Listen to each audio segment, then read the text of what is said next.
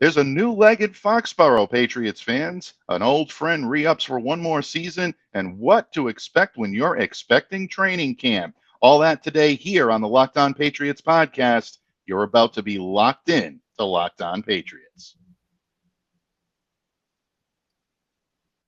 You are Locked On Patriots, your daily New England Patriots podcast. Part of the Locked On Podcast Network, your team every day.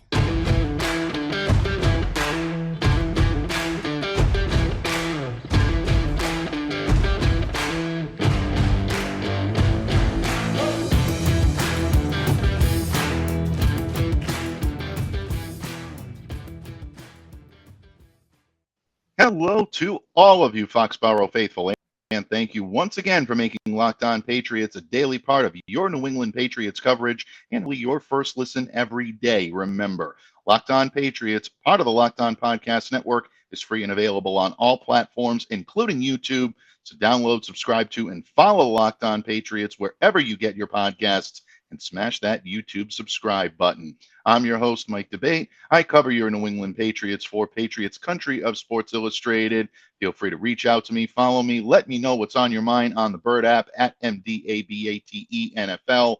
Of course, Locked On Patriots is a part of the Locked On Podcast Network, and today's episode is brought to you by Blue Nile. Make your moment sparkle with jewelry from BlueNile.com. And Locked On Patriots listeners get $50 off purchases of $500 or more. This podcast exclusive includes engagement, so use the promo code Locked On at checkout. Pats fans, training camp is almost upon us. We're a little over a month away. The Patriots officially announcing that the first days of training camp will take place in late July. Announcement came yesterday, and as we anticipate training camp, we'll be breaking down all the storylines here on Locked On Patriots. Today is Wednesday, which means it's the middle of the week. I always say virtue lies in the middle, and it does with my esteemed co-host here today. Folks, you know her great work from patspropaganda.com and Full Press Coverage Patriots. You also know her amazing voice and interview skills when it comes to one of the best Patriots podcasts out there anywhere in Patriots media, A Clare Perspective, a Patriots podcast. Folks, she is the Baroness of Blockers. She is the Queen of TE. She is the Empress of Tight Endage, the Principal of Positivity. Of course, we know her as the Lady of Locked On, the Countess of Claz herself, Miss Clare, ClazzyClare Cooper. Clare, thank you for joining me again from across the pond, as you do each and every Wednesday here on Locked On Patriots. Oh, well, thank you for having me, as always. Like you said, it's Wednesday. This is where I am of a Wednesday. This is where you can all find me on a Wednesday. Absolutely. And Wednesdays were, Mondays may be made for Murph, but Wednesdays were wielded in the I like the alliteration. Wednesdays were wielded in the image and the grace of Her Highness here, who joins us each and every Wednesday. And I say that tongue in cheek, but I also say that with every bit of reverence. It's always a blast, always my honor to share the microphone with you each and every Wednesday. And Claire, as luck would have it, New England, there's never a dull moment. There's always lots to talk about. We're going to get into training camp in a little bit. Patriots releasing the official dates. We'll go over those and your thoughts on what you'd like to see in training camp. And we're also going to talk a little bit about Jakobi Meyers signing his tender and returning to the Patriots for 1 year. Does this mean that now he's a tradable asset, or is Jakobi taking that next step to being in New England long term? We'll discuss that in just a moment. But since the last time we talked, Countess, the Patriots officially added another leg to the stable in the New England Patriots kicking situation. Nick Folk obviously signing the 2-year, $5 million contract in the offseason. He's the de facto starter. I don't think there's anybody questioning whether or not Nick is going to do the kicking this year in New England. But what was interesting is that the Patriots had originally cut loose of Quinn Nordin and brought in Tristan Vizcaino, formerly of the Los Angeles Chargers. Tristan, interesting prospect. There's a lot to like there. Distance, experience, things of that nature.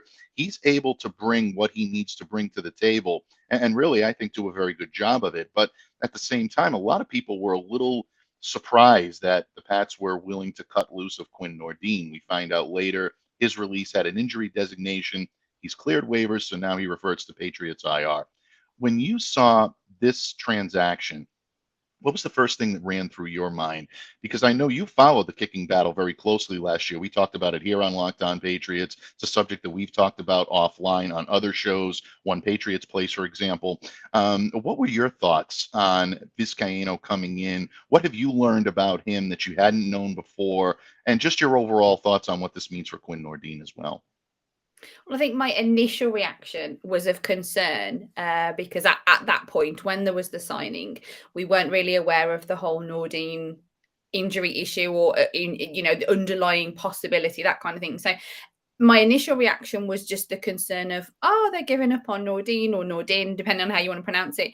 And I was a little bit sort of bummed out in a way, because I've been, as you said, we've talked about it before, and I was quite interested to see what this kid had got.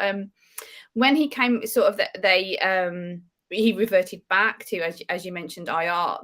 To me, that's sort of like wondered if this was setting up for the future. Now, yeah, Nick Folk, king of kicking, he's going to be the top dog. That's all fine and dandy. Right. Bringing in Vizcaino is maybe a little bit of insurance.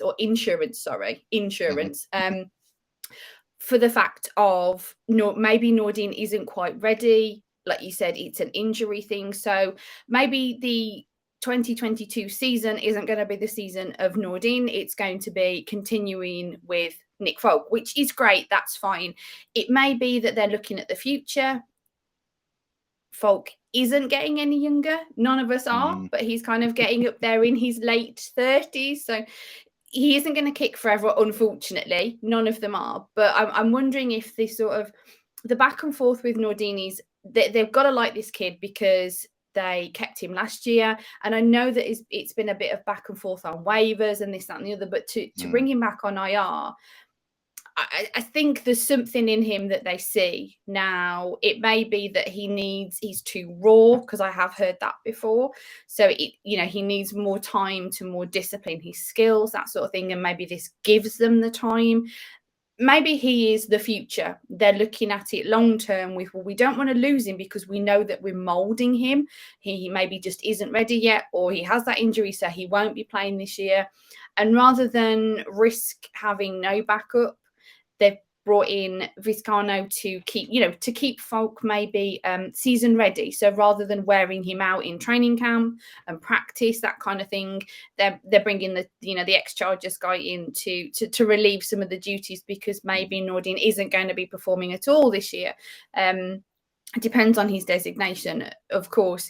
So I think it's as I said at the beginning, it's a bit of insurance. It just sort of, you've got three stages of sort of present and future. You've got Nick Folk for now. You've got Vizcaino for sort of maintenance, a veteran kicker there. For these sort of the off-game duties, that sort of thing. And so that going forward, you're looking at Nordin is the future of the kicker, just sort of not quite yet, when Nick Folk's ready to hand it up.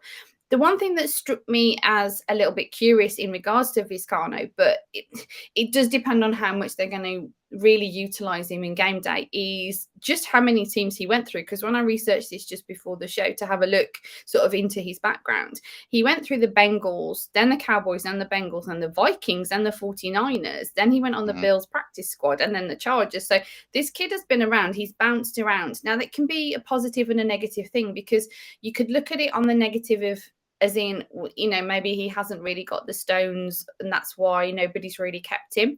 I found it curious that the Bengals had him back. So it's like, well, the Bengals must have seen something in him to bother having him back, for a second time. But then, they moved on and he went to the Vikings. Yeah. But there's also the positive of, if he's bounced around teams, he's gained experience within different systems, and maybe he just hasn't found one to fit, or he's just been a kid that's been in the wrong place at the wrong time. I mean, I know that we've mentioned it before, and it's completely different play position, but the sort of what I looked into in the tight end Troy Fumagalli, he seemed to have some talent, he seemed to have some skill, but he just always seemed to line up in a team at the wrong time. There was always too much depth for him, so he never really seemed to get that full shot. Now, granted, he may not have got it because he didn't have it, and the case may be the same for Vizcaino. So it's a bit of a time will tell. We haven't really had chance to see this individual really play out fully in a season. But I think I don't really at this point have a concern in regards to the kicking situation. I think he's a bit of insurance. I think they've set themselves up well. And to look at Nordine, maybe glad that he's back in the fold. I was one of the, one of his fans, if you like, or semi-fan maybe, because I don't know that much about the kicking. But yeah, so I know there's a lot of love out there for Nordine, and he's got a leg, as they like to say. So I'm glad that he's back. I was concerned that they let him go because I would have loved to have seen him sort of in an NFL full season situation, and maybe that's where we still are. Maybe we've got this in the future, so a little bit of sort of time will tell in regards to him. I think he is a bit of the future sort of kicking for the Patriots, as I said. So yeah, I think it's Vizcaino insurance is where we're at the moment. Yeah, good point. I think if you're thinking Vizcaino, folks, at this point, really, I think the word that really encapsulates what I would bring away from this signing is camp body. And maybe that's a little bit harsh, because I think that Vizcaino has a chance to hook on as a practice squatter this year because of the fact that the Patriots would love to have some insurance for Nick Folk. Nick Folk's not getting any younger. You need to make sure that that kicking position is well stocked, that there's no problems there. Nick, by all indications, is in good condition, but he was on the injury report last year a few times. Some people thought that maybe we might see Quinn kick in a game, or maybe they may have to have some difficulty there as well. When Quinn was on IR, a lot of people were wondering, well, will Jake Bailey be taking kicks back there and whatnot? So it's a precarious situation to go in with only one leg when there is a little bit of an injury situation, and I think that's why Vizcaino's coming in. Bottom line, if you're heading into training camp, you need an extra leg. You need somebody that's going to take those reps off of Nick Folk, not wear him out, not really kind of wear him down in a practice setting. You want to save what he can do for a game setting as well. So smart move bringing him in. You mentioned bouncing around all over the place. I think that's definitely something to monitor and keep an eye on when it comes to the New England Patriots, because that experience can work with you. It can work against you. His in-game experience is suited up for one game with the 49ers, appeared for 6 games with the Chargers. The one game in San Francisco was in 2020 after he was drafted, or I should say entered as an undrafted rookie free agent out of Washington in 2018. He got his first in-game action in 2020 with the Niners, then in 2021 with the Chargers, appears in 6 games, connected 9 of 10 field goal attempts, and he also connected 12 of 17 extra points. Also has a punt to his credit as well. So maybe a little bit of versatility is what the Patriots saw in him.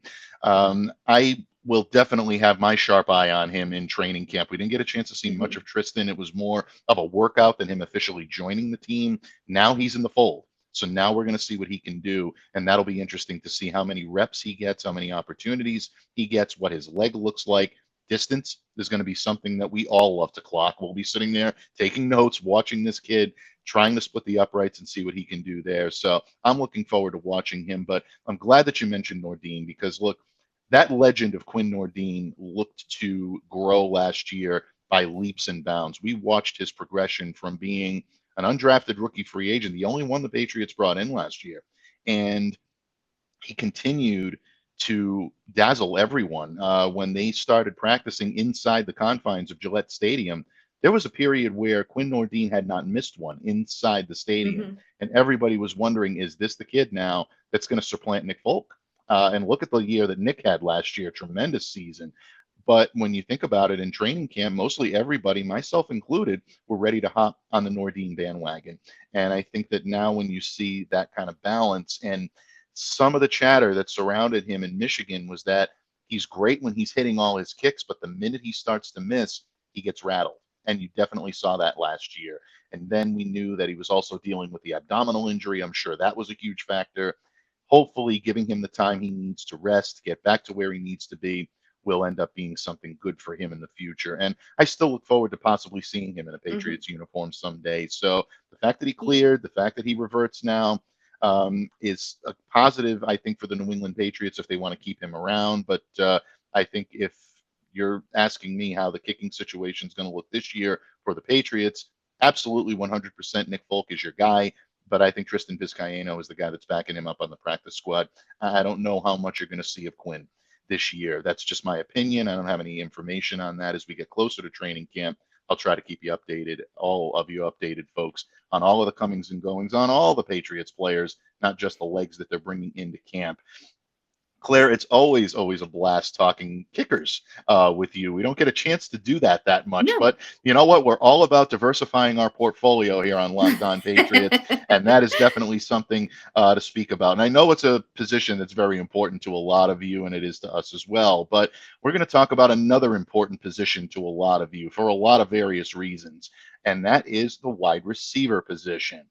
Patriots made a step, or I should say a player made a step to remain in a Patriots uniform for at least one more season, one of their more reliable receivers, and that is Jacoby Myers.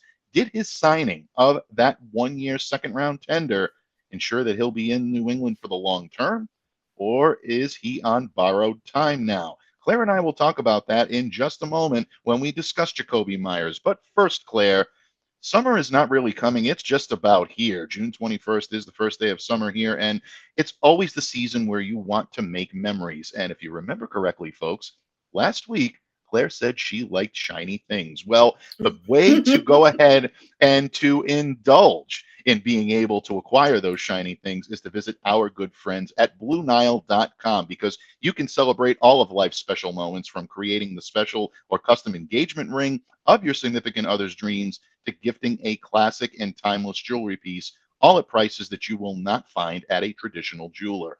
Whether you're ready to pop the question or you're celebrating a milestone moment, find jewelry as unique as that special someone with the modern convenience of online shopping at BlueNile.com.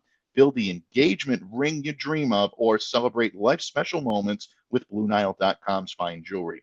No matter what you're looking for, Blue Nile has jewelry experts on hand 24/7. So make your moment sparkle with jewelry from BlueNile.com. And Locked On Patriots listeners get $50 off purchases of $500 or more. This podcast exclusive includes engagement. So use the promo code Locked On. That's code LOCKEDON. Plus, every order is insured, it ships free, and it arrives in discreet packaging that will not give away what's inside. Shop stress-free and find your forever piece. Go to BlueNile.com today. Patriots fans, we are back here with the Countess of Class, the Empress of Tight Endage, the Lady of Locked On, the Principal of Positivity.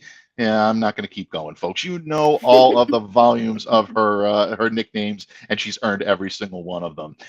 My good friend and esteemed colleague, ClazzyClare Cooper of Pat's Propaganda and a Clare Perspective of Patriots podcast, joins me here today on the pod. And folks, don't forget, after you listen to today's episode of Locked On Patriots, make sure that you're smashing that subscribe button to the Ultimate NBA Mock Draft. Starts tomorrow night, June 16th, with over 50 insiders. Nothing equals the Ultimate NBA Mock Draft. The Locked On NBA Big Board draft experts, plus the Odyssey insiders. First pick in that draft, folks, is on June 16th. Search Ultimate NBA Mock Draft and follow now so you do not miss a pick. And folks, we have some great surprises in store for you. If you're an NBA fan, especially up here in New England, we know you're all following the Celtics. Definitely go ahead and smash that subscribe button to see what we have in store. You definitely want to check that out. The first pick of that Ultimate NBA Mock Draft tomorrow night, June 16th. Claire, we talked a little bit about Patriots kickers in the previous segment, and it's always fun to kind of expand our horizons a little bit and talk a little bit about outside the box. But one of the big topics this week has been whether or not Jacoby Myers would sign his second-round tender that the Patriots placed on him right before the start of the league year on March 16th. Well, on Monday, we got our answer. Jacoby signed the tender, 1 year, $3.986 million, thanks to our good friend Miguel Benzon, the Pats cap, for rounding that exactly to the penny as to what Jacoby will be getting this year. It's a 1-year deal, keeps him in New England for that 1 year. But already we're getting rumblings from fans, media alike, that this is basically the beginning of the end for Jacoby. Now he's under contract. The Patriots can trade him away, or that there's no way that these two sides will be able to come together on a long-term deal. Obviously, Jacoby's agent, Drew Rosenhaus, he's working on a deal. He claims that, according to Adam Schefter's report out of ESPN, that there are two sides working on a deal, trying to come together with a long-term situation. And we don't really know much about the negotiations. Everybody's being tight-lipped, from the Patriots to Jakobi. The most we found out was from Adam with regard to Drew giving him that information that the two sides continue to work on a contract, but no details or any parameters have been given yet.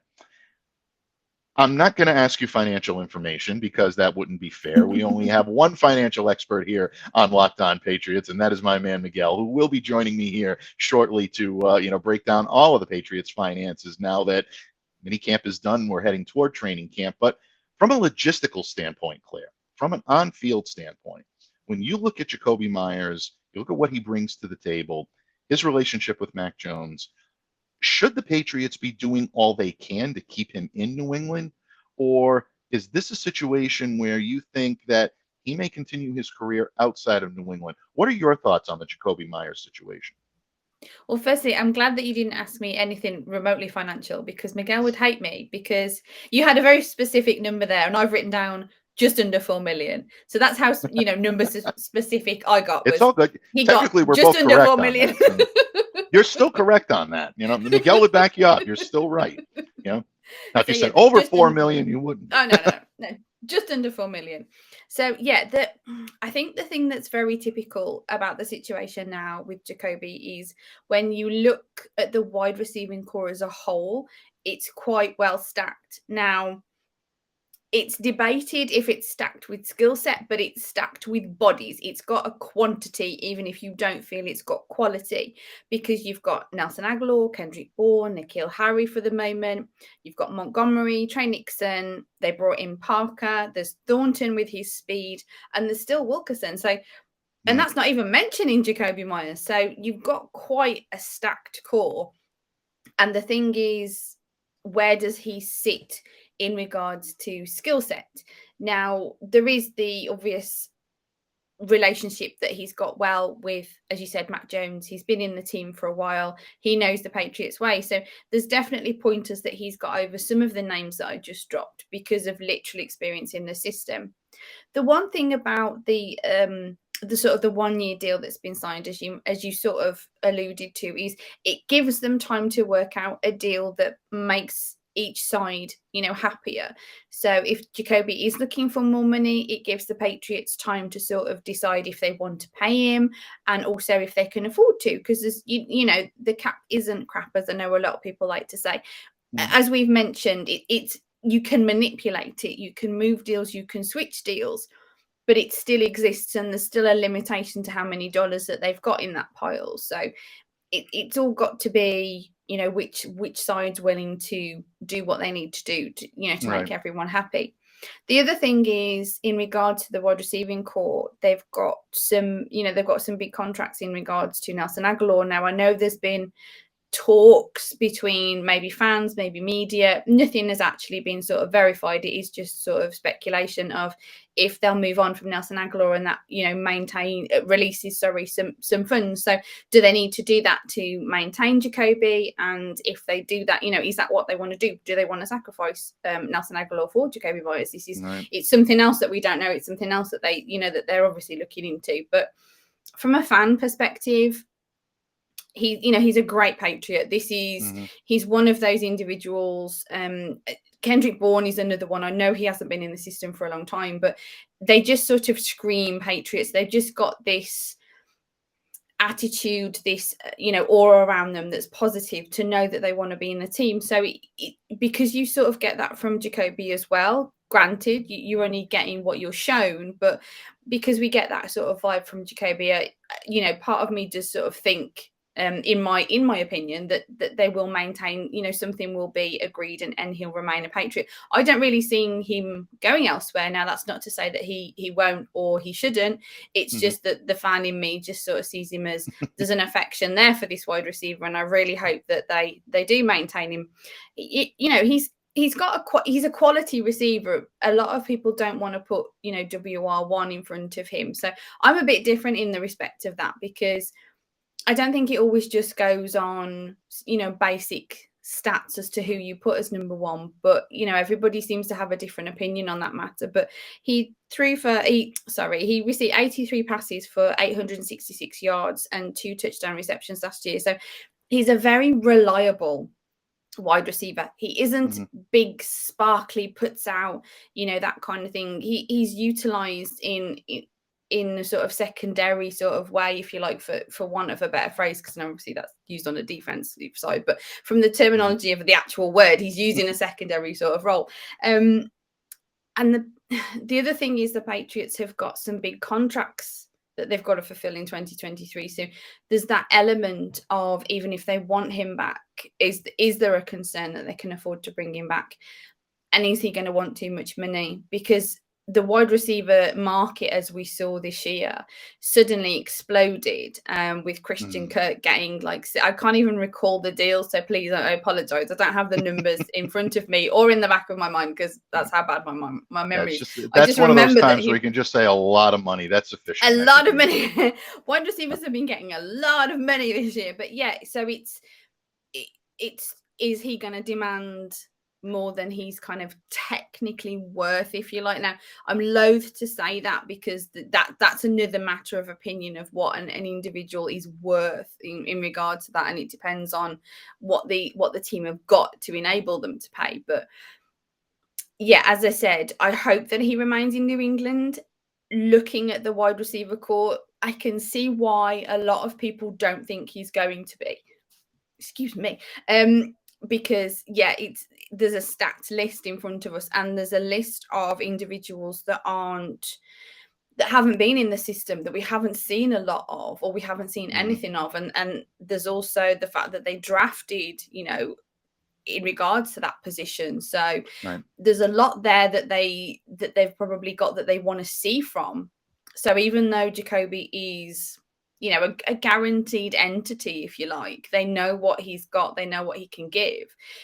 It's whether or not they feel there's really the space for that, even though it is a quality he's a quality player. So I think this one's an interesting one, and you could be on the different side of the fence each day, because, as I said, it's a lot. You've got a stacked core, but you've got a good player. Right. You've got monetary issues, but you've got the movability, and then you've got the monetary issues going into 2023 in regards to contracts. So when you look at the scales in regards to it, I don't think it doesn't seem as cut and dry as really we could hope it would be, I suppose. But yeah, as a fan, from a fan perspective, I'm just sitting on the Jacoby to stay fence, and there's probably more emotion in that than there is logic. But hey, I'm a fan. I go with the emotion over logic. Well, I'm glad that you went with the fan emotion, because there is a lot of fan emotion in me as well that would love to see him stick around. Selfishly, I love covering Jacoby. He's very laughable, very easy to interview, and also very forthcoming in what he feels his strengths and his weaknesses are. And that's something that's refreshing. You don't find that a lot. So from a fan perspective, I'm rooting for the guy, because I just happen to think that he's a good person, a good guy, and I really would love to see him succeed here in New England. And I know he loves to be here. He's told reporters that several times, that this is where he wants to be. So you'd love to see a player be able to stay where they love to be. But at the same time, I do think that there are logistical reasons why it makes sense to keep him here long term. First of all, great synergy with Mac Jones. You notice when Mac was in trouble in 2021, he looked for Jacoby Myers more often than he looked for most of his other targets at the wide receiver position. I think the only other guy that he really looked to more in trouble situations was Hunter Henry as a tight end. He looked for Kendrick Bourne a lot. I know people are going to scream at the screen and say, no, it was Bourne. Look at the numbers.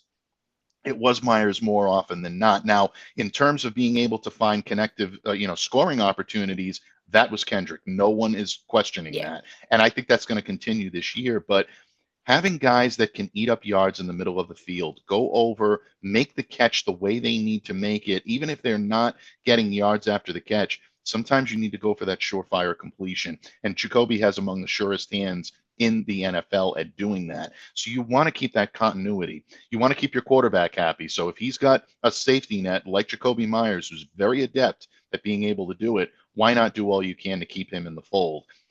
Some will say that Jacoby doesn't play the slot the way the Patriots like the slot traditionally played. I happen to agree with that assessment. But my rebut to that is that Jakobi is not essentially going to be used exclusively in the slot. He's going to be a guy that's going to move around the field, get you the yardage that you need, get open, and be able to make the catch. And even if he's not going to give you extra yards after that catch, he's going to help you to move the chains. That to me is his value. Also, the value that he brings to the table is versatility and trickery. And I'm sorry, that does count for something. This kid is able to log a 9-yard carry last year, completed 2 passes for a combined 45 yards.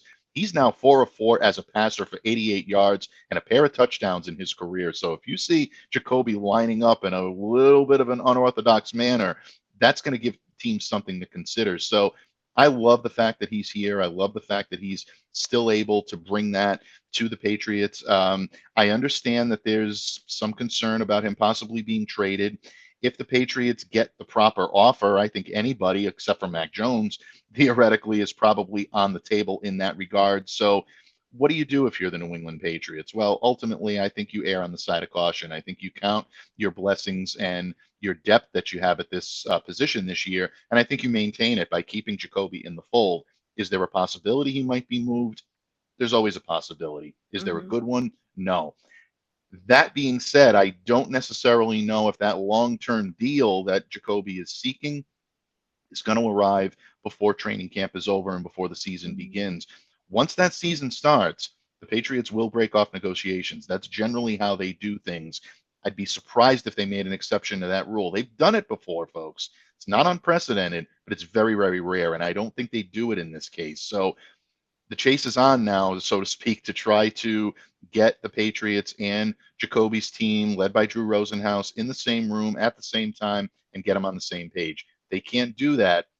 Jakobi may be headed for free agency next year, and I think that would be a mistake on the Patriots' part. But ultimately, we'll let the chips fall as they may. But it's always good to see guys, make that choice. And as Miguel said last week, when it came to Jakobi's contract, it was only a matter of time. I mean, he stood to leave in excess of $3 million on the table. If he didn't, you have to know that he was going to sign that no matter what, even if he was trying to hold out as long as he could for a long-term deal. The fact that he didn't hold it right out until yesterday's deadline maybe is a sign that these two sides are ready to come together. But we'll see. We will see in the coming days. Claire, Jacoby Myers' status is only one of the many storylines that we're going to be keeping our eye on right here in Locked On Patriots land as we head toward training camp.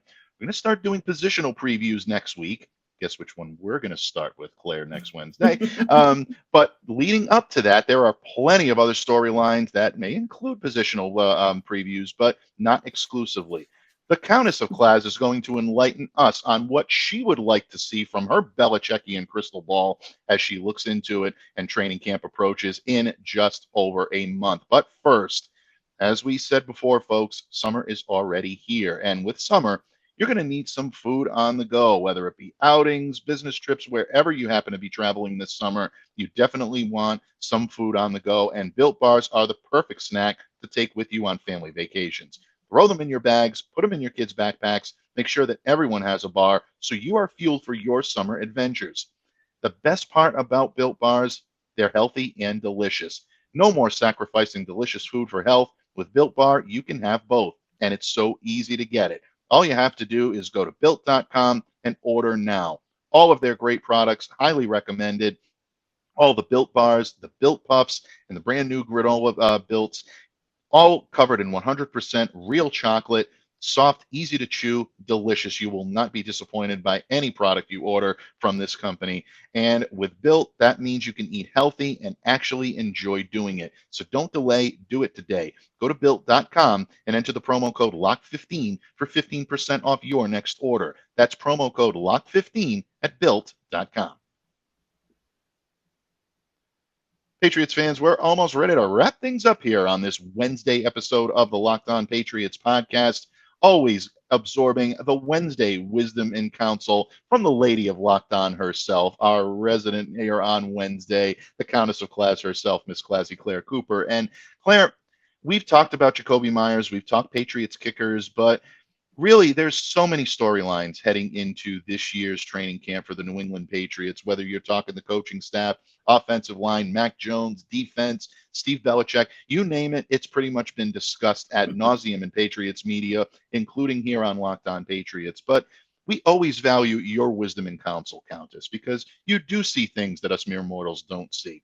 When you gaze into that Belichickian crystal ball that you have somewhere there on the desk, I'm not sure where it is, but I know it's there. You're definitely locked into it. And when you go like this, and you go and you look at the Belichickian crystal ball, what do you look at in terms of storylines you'd like to see resolved in training camp from start to finish? What are your thoughts and what are your expectations for training camp, Countess? Well, Mike, there's obviously a new story that nobody is touching upon. There is the story that nobody is really paying attention to, and that is the possible trade of Devin Asiasi and Dalton Keene and the return of Ryan Izzo. Okay, I'm joking, folks. Calm down. It was a How did joke. I know she was going there, folks? See, that's what exists in Claire's Belichickian crystal ball, folks. It is that, yeah, that it actually isn't a crystal ball. It's just a crystal ball with Ryan's face etched into it right there. In all seriousness, though, I'm serious. That is almost a little bit of what I'm interested in, and obviously not to that extent. It's seeing what is going to happen in regards to Asiasi and the concern over Dalton Keene having sort of injury issues still, as you mentioned on the show a couple of times when you saw it in minicamp, that he was playing with the ones, he was playing with the rookies. So there is an element of curiosity, concern, whatever you want to brand it with, is if we're going to see Asiasi this year as he was a healthy scratch for the whole of last season. So are we going to see this kid play this year?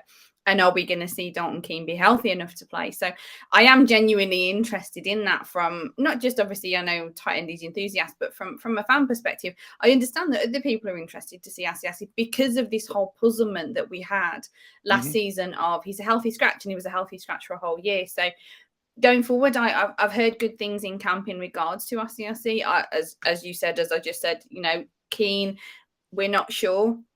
He may still have some injury health issues. So, there's an even bigger question mark really over him, unfortunately. So it's a bit of time will tell, and we may not even see this until the beginning of the season, unless they, of course, get traded sort of or dropped. So that's something that I'm interested. I wouldn't say looking forward to. I am interested to find out is come September 2022, is Dalton Keene and Devin Asiasi on that 53-man roster, either of them, both of them, that kind of thing, where we are going to sit when it comes to the TE3 or, whatever you'd want to call it. Because granted, I know that Hunter Henry, Jonnu Smith, outstanding guys, outstanding athletes, and they've got contracts to boot, in all fairness, when it comes to money.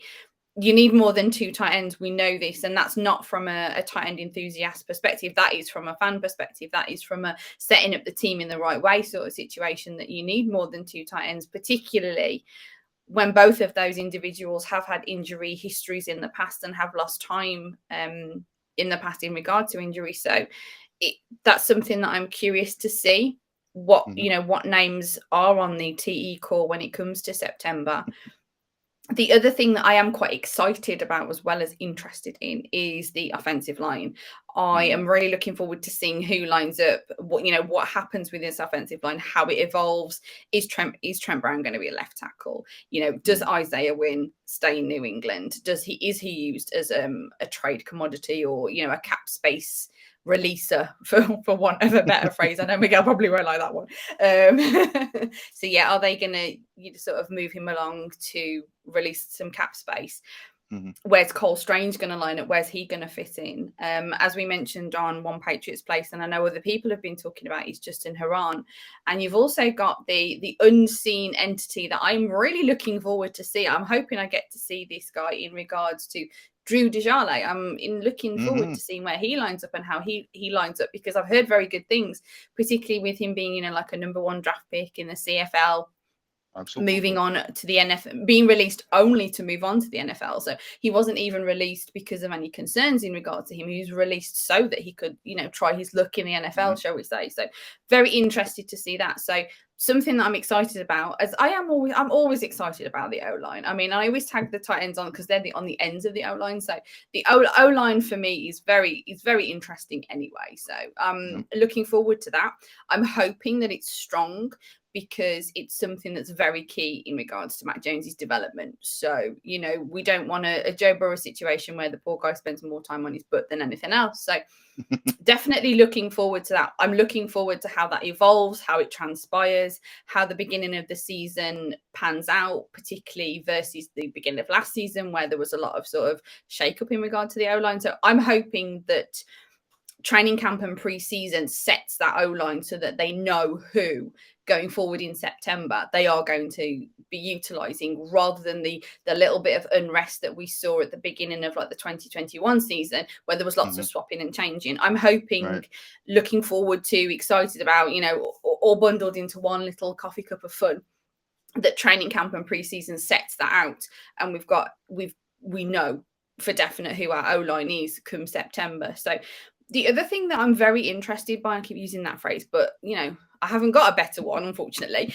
is what's going to happen with the defense in regards to linebackers, because it's a bit of a unknown entity as well in regards to McGrone, McMillan, Perkins, the addition of Mac, the sort of, is there going to be a breakout of Uche, because we haven't sort of seen what maybe we anticipated we were going to see from him. Is this year going to be his year? Is it a make or break year for him? So as much as I love me some offense, because I am a bit of an O-line girl, a bit of a tight end girl, a bit of a quarterback girl. I am a bit of an offense girl, really, when it comes to it. I do find the defense very interesting always, the guys that have to line up and put their hands in the dirt and that sort of thing. But because they didn't draft a linebacker, which I was mildly disappointed of at the beginning in regards to the draft, because I'd done so much research when it came to linebackers, and I thought that they were going to get a linebacker, and there were some linebackers I really wanted them to get. So I was quite disappointed when they didn't get any of the linebackers. But then you sort of think, oh yeah, well, don't forget that they had 3 from last year that they never even used. So these, these are brand new shiny toys for us, really. They're not even out the packaging yet, folks. So yeah, I'm for another word of interested that I can't think of at the moment, because I haven't had enough coffee today to really expand my vocabulary. But yes, looking forward to, interested to see what McGrone, McMillan, Perkins, and how they utilize Mac Wilson. Not Mac Wilson. The name's just eluded me. Is it Mac Wilson? Have I written down the wrong? You're right. Oh. You're absolutely right. I had a moment. I let her struggle with that one, folks. For I know he did. I don't know if it worked. Put that little out now, so hopefully the live version that you see of that won't have that in. But anyway, yes, Mac Wilson and Joshua Uche. Yes, so I'm looking forward to seeing what they've got, how they work in the system, because we haven't seen that. We literally didn't have a year of really any of them, barring a little bit of Uche last year. So looking forward to seeing how that works out. So there is a lot to be excited to look forward to, and to just be interested in. Okay, I'm gonna do a drinking game, folks, see how many times I got out interested in this episode.